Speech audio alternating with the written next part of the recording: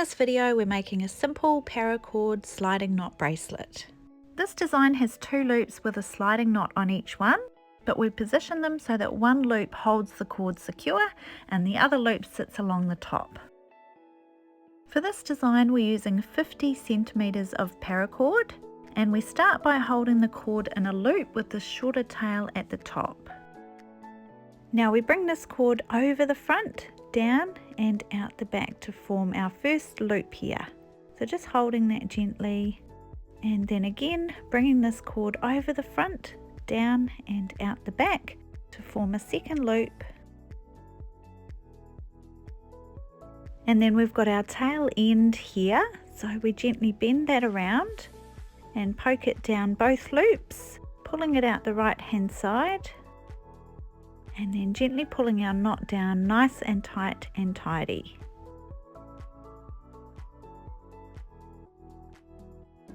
That should be your first sliding knot, and we want it to be a really nice tight knot with a small loop.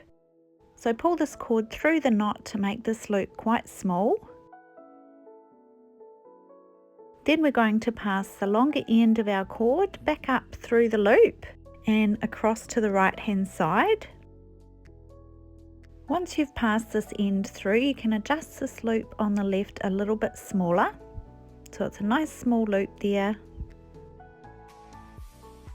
Now making sure we've got a little bit of length on this cord, and then we hold it with this cord at the top and bring the cord over the front, down and out the back to create our first loop.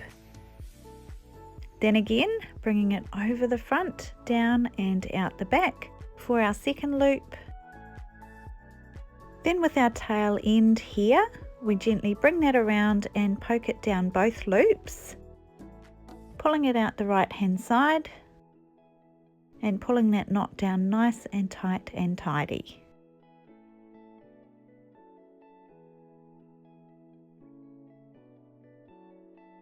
Now you can check that your sliding knot on this bigger loop slides okay, and that you can extend your bracelet big enough to fit over your wrist.